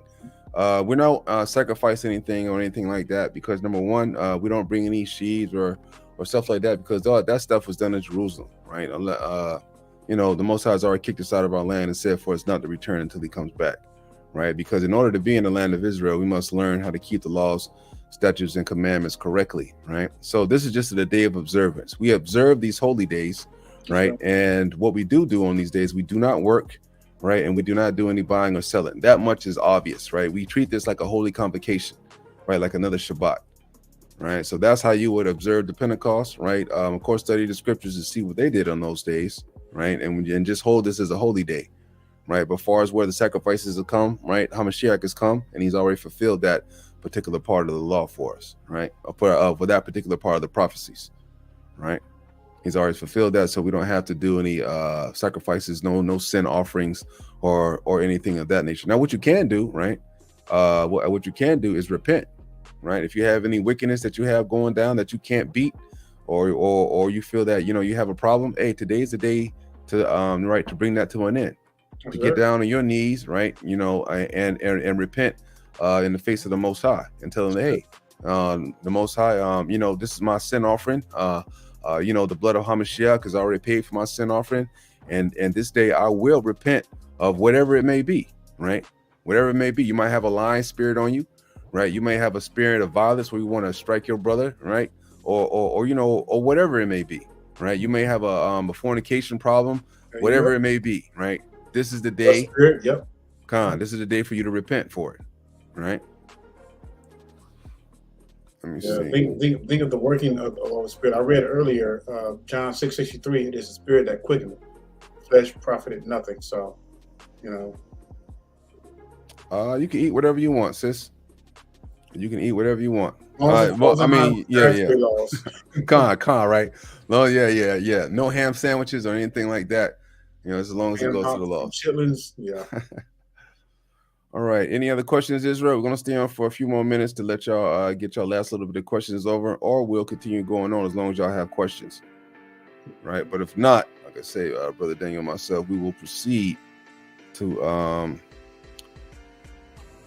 observe. All right, come. Hold up. Let's see what. Oh no, I think he's been coming off and on. Brother Al, okay. Brother Adam Jr., you have anything? You have anything to say? Yeah, I was just going to say, thank y'all for clearing that up for me and what have you. In which I was saying, like, well, some of these brothers or these sisters that be using their PayPal and different things and asking for donations and stuff like that, but to teach the word, they figure because the Mashiach himself, because he accepted donations, even though I know the Mashiach didn't ask for donations, but because he accepted them, they figured that it's okay to ask for donations for that. That's one of the reasons why they feel like it's okay to ask for money, because they twisted up and said, "Oh, the Mashiach he accepted donations, so why can we ask for donations?" But see, there's hey, brother, you're absolutely right. But see, that's the major difference, right? True. We could accept donations, right? Say let's say if somebody wanted to, send us some frankincense or whatever the case may be, right? Some something to burn or whatever the case may be, right? For us, right? Hey, that's I wouldn't necessarily accept that because I don't feel because I want my people to take care of themselves, right? Yeah. I am financially stable enough where I can where I'm totally self-sufficient, able to provide for me and my family without any problems at all. So is Brother Daniel, right? So that wouldn't be an issue for us. But just like you said, brother, Hamashiach, right? They gave to him. Hamashiach never asked for anything, right? He never asked. He didn't have anything down there like on the bottom of his fringes, being like, hey, go over to to Brother Joseph's house and then drop off alms for me. You know what I'm saying? Hey, right here at 25 through Jerusalem Drive. You know what I'm saying? That wasn't there, right? We didn't have that going on. All right, so that's just to make it understood, right? So asking for donations, right? Well, we don't ask for no donations. That's wicked as hell, right? We don't need to do that, right? So those folks that are asking for them donations, make sure to rebuke them sharply that they may remain soundly in the faith. Tell them to get off their lazy behind and get a job, like everybody else is doing, right? Get a job.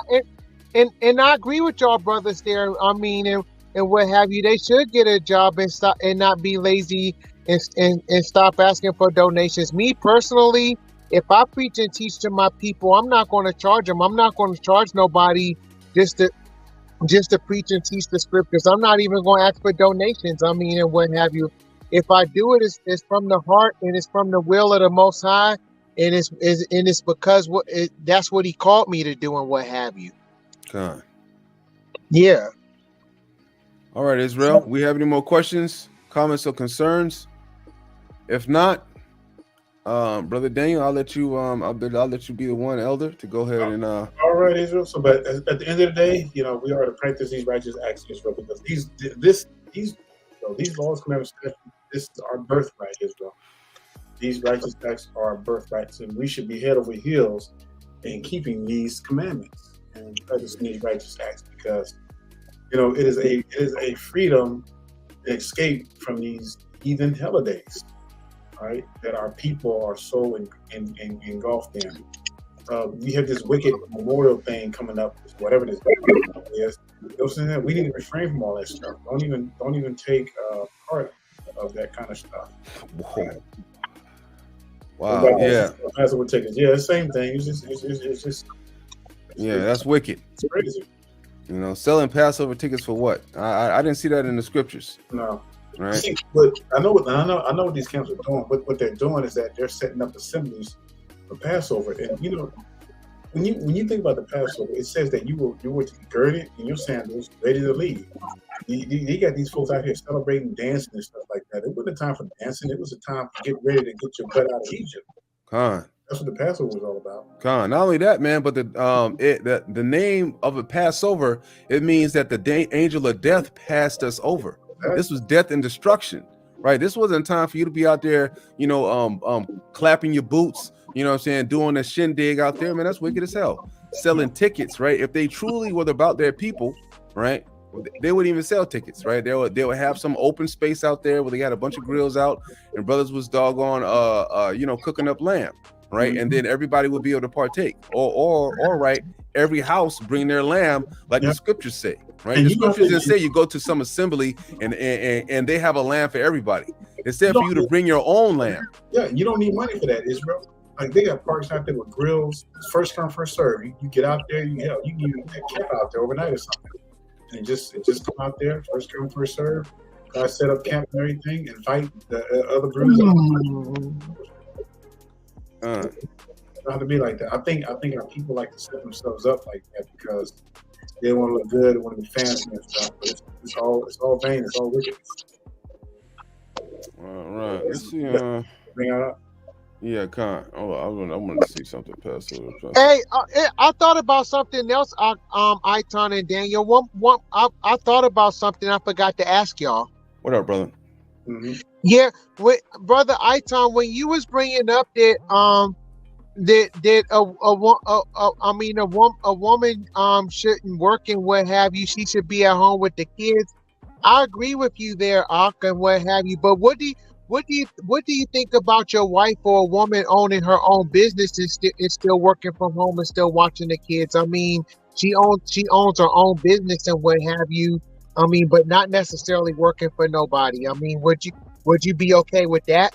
She's still in the home? Sure, yeah, there ain't nothing wrong with that. Ain't nothing wrong with that at all. Yeah, she have a business. She don't want a business as long as she understands that, you know, hey, you know, she's giving my permission and everything. Yeah, no problem. Yeah, ain't no problem with that. Matter of fact, a Proverbs 31 woman, right? What did she do? Right? She was owning her own business while she was in the house, right? And she also owned land too. She had her own field too. Yeah, for the husband, right?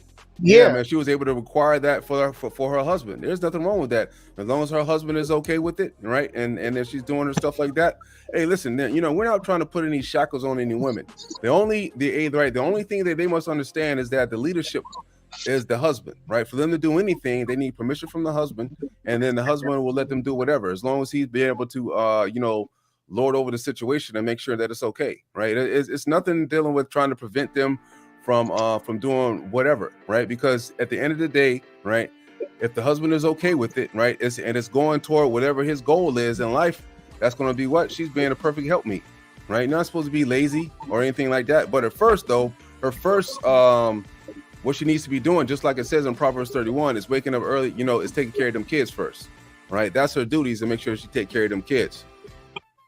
And I strongly agree with y'all there, Ak. And I agree with y'all on everything y'all are saying as far as that goes. I mean, whenever I have my wife, and what have you, whenever I do get one, I mean, I wouldn't want her working for the man or working for nobody. I would want her to own her own business. So, like you said, that way, if I want to travel and go somewhere, you don't have to ask another man or another woman, can she come with me out of town and what have you, number one, and what have you. And yeah, but if you're in a position where you know you can take care of the whole family and your wife doesn't have to work at all, you know, that's even a blessing, you know, because the nature of a woman would prefer, and I know most women, a true woman, a righteous woman would prefer, if she was really following Torah, she would rather keep the house, but she would still work, but it's the kind of work that she does at home and things like that, prepare and making sure that the home is in order. For this day and age, what I would say Right. is that, for example, right, she needs to take care of the home first, make sure that the children are grown up, right, and then they're all married off. Like whenever I marry off my son and my daughter, hey, what I'm saying. Then if she wants to spend time building up her own business or whatever that that may be, right, not for her own money, right, but she's building it up for she's building it up for the household, right, for my name's sake. Hey, sure. I have no issues with that at all. You know what I mean? As it should be, right? But these days, we know that women, what they do, they want to be independent of men, which is why they call themselves, oh, I got my own money. I'm being independent. Independent of what? Independent of men. That's the reason why they do that kind of thing these days. So it's not the same, right? For you to be able to get for you to be blessed with a sister that is wise enough to to be able to make financial gain and then put it all under your control, as it is written in the scriptures, then that's something different. But right now we're not dealing with that. If anything, right, you might have a woman to heap up to try to heap up riches and put it all in her name, or she'll have a problem with you like putting it in your name and you being decide of what is going on, right? And I agree with y'all there. You're so right about that. I mean, a lot of these women, when they talking about owning their own business, they want to be their own bosses. They don't want the man to have nothing to do with it. They don't want the man controlling nothing. They want to have all the say. And that's not happening. You get one like that, get rid of them.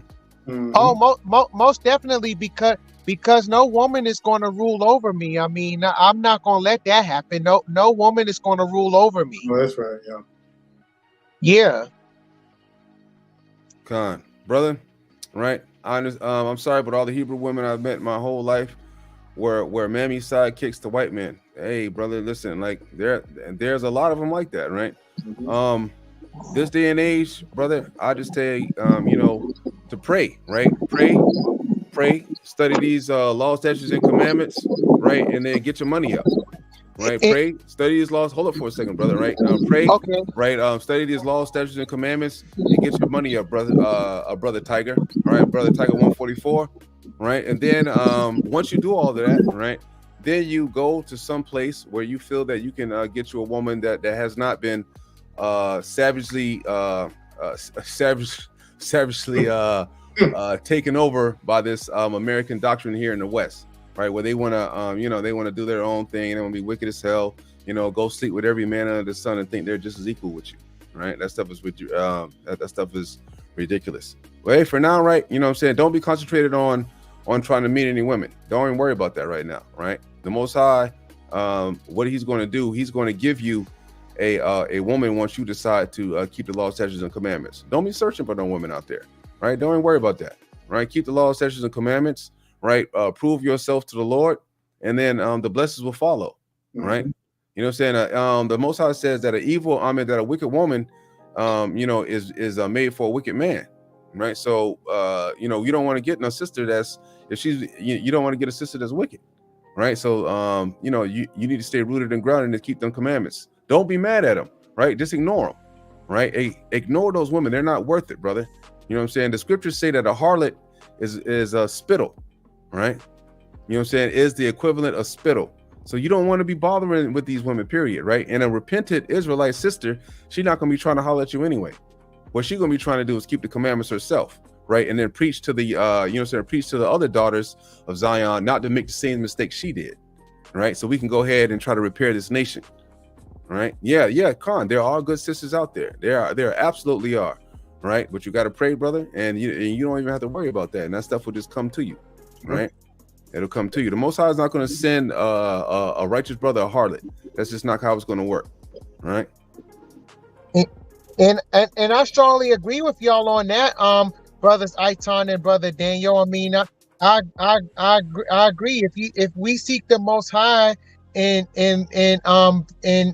let Him show us and tell us and reveal to us who the right one is for us, then that's the best route to go. I mean, seek his law, statutes, and commandments, and what have you, throughout his whole word, and not just the book of Moses, but the whole book. And that's the key. That's the key, because the wickedness is going to just have to play out. You know, me and Brother Eitan talk about this all the time. You know, the wheels are the Most High is going to ride this thing till the wheels fall off. And guess what? These women out here that are being wicked, along with these brothers, guess what? They're going to be exposed. They're going to fall off the mark, and they're going to end up dying. You know, and the Most High, but out of that though is going to come some righteous sisters. So if it takes majority, if it takes like 90% of these women in America being destroyed or falling off the mark or whatever, and so be it, you know, in order to produce some righteous sisters, because there's going to have to be a generation that's going to have to say enough is enough. We don't want to follow the ways of our harlot mothers. So somebody's going to have to make a change in one of these generations. It may be the next 10 generations from now. But one generation is going to have to make a decision. Be like, enough is enough. We can't keep following the ways of these of our harlot mothers. And I strongly agree with that too. I mean, I agree with what you're saying right there. But also what y'all were saying yesterday. Sometimes a lot of these women are rude. They when we trying to have a conversation, they jump in and what have you and say they're two-piece and don't know when to chill out sometimes and what have you. I say this. I bet you they wouldn't do that to the heathen man, especially the white man. I mean, they wouldn't be all rude and disrespectful to him, to those men like that. But it's always the brothers they're disrespectful to like that. And that's one thing I tell these sisters: treat your husband like you treat your white bosses.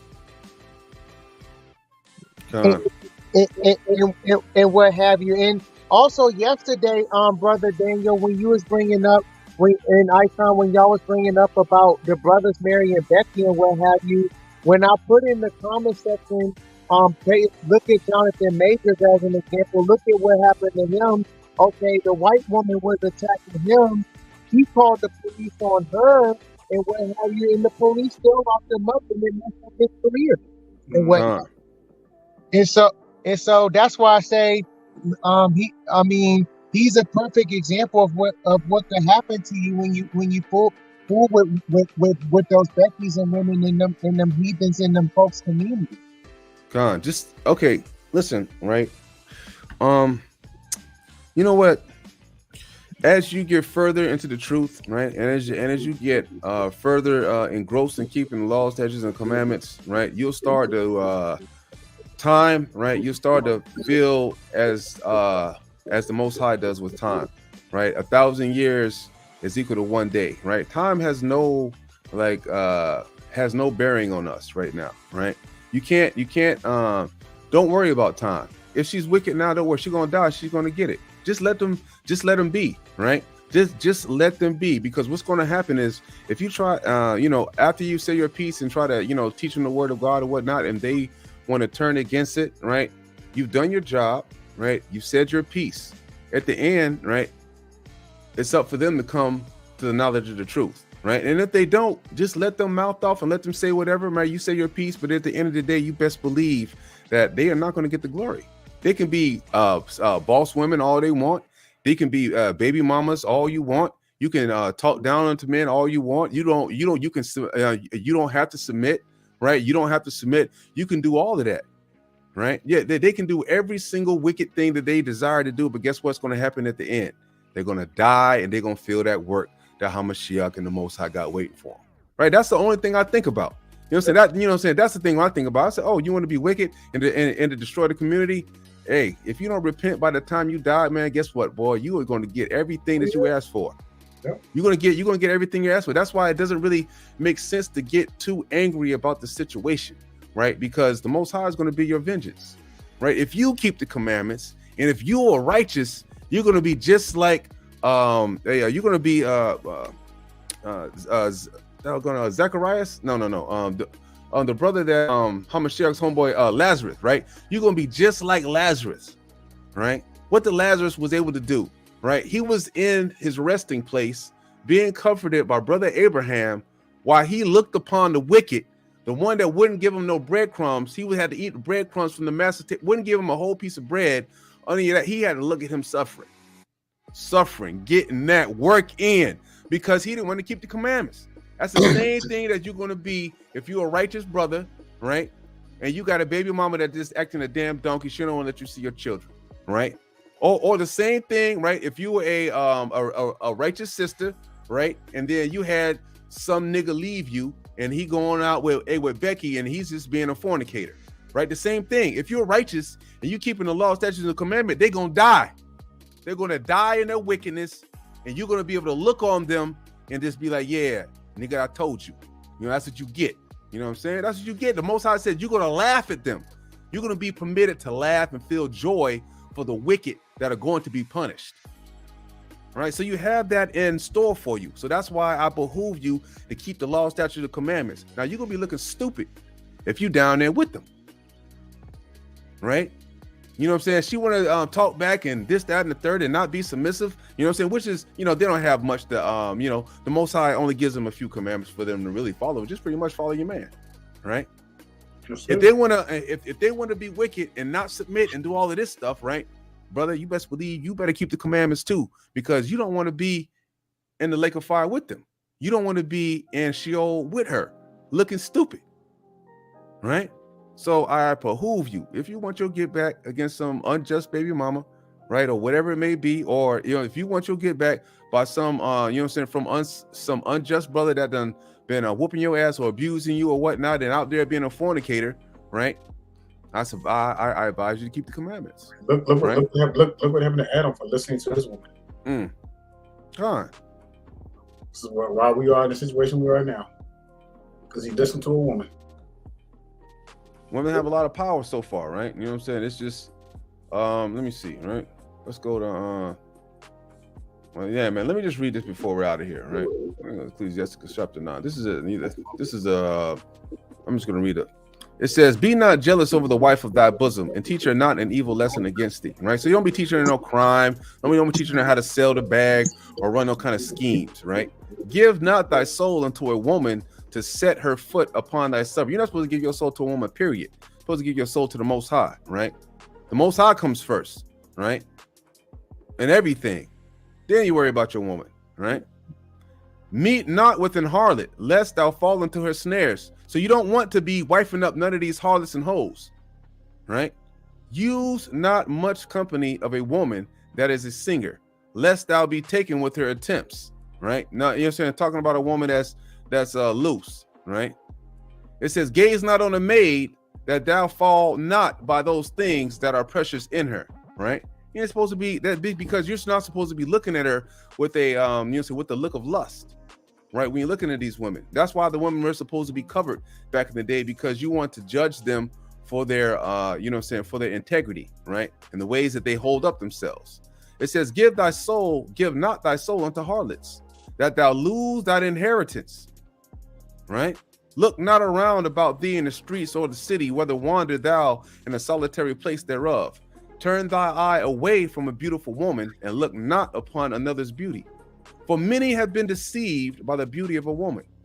For herewith love is kindled as a fire." Man, look at all these rappers and all these other stuff about people that are out there, right? Getting taken in by these women that they claim to look good by the world, by worldly standards, right? Absolute wickedness. As we see right now, they're going through it, right? "Sit not at all with another man's wife." Right? That means you don't want to be lusting over another man's wife, and you ain't supposed to be around that woman, period. Right? That's why when me and brother talk to women, right, we always talk to, hey, if you have a husband, we want to talk to him. Exactly. So he can teach you. We don't need to be talking to you, really. Right? It says, "Nor sit down with her in thine arms, and spend not thy money with her at the wine, lest thine heart incline unto her, and so thy desire thou fall into destruction." Right? And to leave people wives alone. Don't be looking at another man's wife. Leave him alone. You don't want to even talk to him, right? If she talking to you, you just, give her a good nod or whatever, right? You don't even want to don't deal with that at all. It said, "Forsake not an old friend, for the new is not comparable to him. A new friend is the new wine. And when it is old, thou shalt drink it with pleasure," right? So if you got an old buddy up there, hey man, keep that friendship going. Right? Keep that friendship growing, because the older it gets, right, the better it gets, right? The stronger y'all going to get together, right? iron sharpen iron. It says, envy not the glory of a sinner. I'm just going to read this whole thing, right? Envy not the glory of a sinner, for thou knowest not what shall be his end. So if you got them brothers over there talking about, oh yeah, man, I didn't have sex with all these women and all that. What does it say? Envy. Don't be jealous. Don't envy what that nigga's doing, right? Because at the end, the Most High says that a fornicator ain't getting in. A fornicator ain't getting in the gates. A fornicator only got one place that he's going to go, and you don't want to go there, right? It says, delight not in the thing that the ungodly have pleasure in, right? Delight not in the thing that the ungodly have pleasure in. But remember, they shall not go unpunished into their grave. What does that mean? Just like I said, right? The ungodly women, they have pleasure and not submitting, right? The ungodly man has pleasure in being a fornicator, right? But they think that when they die, nothing's going to happen. But the Most High has already told you that when you die, yeah, you're going to get that work. You're going to get that work, nigga. He going to get it in on your ass, right? It says, keep thee far from the man that hath the power to kill. So shalt thou not doubt in the fear of life. You know what that means, right? That's the police, right? That's the police in our community, right? If you don't want him tailing behind you, right, trying to pull you over for this, that, and the third, don't be a nigga. Don't be out there looking like a nigga. Ride with all kinds of crazy stuff on your car. You know what I'm saying? Causing all kinds of attention to come to yourself, right? Just so the police can come on and pull you over. It says for you to stay away from that kind of person, right? Don't be out there riding with no license, bad tags, or any of that stuff, because what are they doing constantly? You seeing that they're doing what? Making up any kind of reason to pull you over so they can do what? Take a chance to killing you, right? And if thou come unto him, make no fault, lest he take away thy life presently. Remember that thou goest in the midst of snares, and that thou walkest upon the battlements of the city. As near as thou canst, guess at thy neighbor, and consult with the wise. It says consult with the wise, right? Let thy talk be with the wise, and all thy communication in the law of the Most High, right? So, man, when we're talking, just like me and my brother Daniel, whenever we talk, right, all of our conversation is dealing with the law, statutes, and commandments of the Most High, right? We don't have any kind of conversation about, oh man, you see now, sister, she had a big bookie or whatever the case. I don't even think of that. My mind is, I don't even think of that kind of thing, period. That's not even in my mind at all, period. The only thing in my mind is the law, statutes, and commandments, because I know that's what's brought me success. That has what's brought me the things in my life, blessings, right? And not cursings. Let thy talk be with the wise, right? You don't want to be around a brother with folly. And all that communication in the law of the Most High. And just let men eat and drink with them, and let thy glorying be in the fear of the Lord, right? So when you're partying and you're chilling, right, you got to chill with brothers that keep the commandments. And when y'all talk about good stories, it's the stories of faith, right? And the glorying of the Most High. For the hand of the artificer, the work shall be commended, right? That, you know what I'm saying? The artificer is somebody that works metal, right? They can, so they're artists, right? And the wise ruler of the people for his speech. A man of an ill tongue is dangerous in his city, and he that is rash in his talk shall be hated, right? So that's all I want to bring out for that particular scripture, Ecclesiasticus 9, right? You know, that's a lot of, that's a lot, you know what I'm saying? Y'all should go ahead and bookmark that in your Bible. Read it over and over again, right? It teach you brothers to stay away from hoes and harlots, right? So you be, you can get those blessings, right? And then teach you what should be coming out of your mouth and what your thoughts should be, which should be on the law, statutes, and commandments. Brother Daniel? That's it for me, man. Khan. Good, brother. All right, Israel. Brother Adam Daniel Jr., man, I appreciate you coming on, brother. Yep. No problem, anytime. Hey, it's one more thing before y'all go and what have you. I wanted to bring up. Hello? Yeah, we hear you, brother. Yeah, so what you got? Yeah, when y'all was bringing up, okay, the truth, what's done in the dark will come to light. That's true, because, like, for example, the Freaknik documentary, a lot of our brothers and sisters are worried about Hulu putting that out there because of some dark stuff that was done, and that's a perfect example of, whatever you don't want brought to the light, don't do no wickedness in the dark and what have you. And that's a perfect example. I mean, the brothers and sisters who was at Freaknik back in the day, and they done some dark things. They worried about Hulu putting that documentary out there, because a lot of dark stuff they did is going to be exposed. That's right. A lot of wickedness and harlotry. Regardless of a freak nigga, whatever, your whole life is going to be exposed, whether it be good or bad. So this is true. Everything we do is recorded and written down. So yeah, because according to the book of Enoch, there are 6 angels that's recording each of us and what have you. We all got watchers over us. We do. Fact. Got them watchers. Got them watchers watching. Right. Exactly. Yep. All right, brothers and sisters.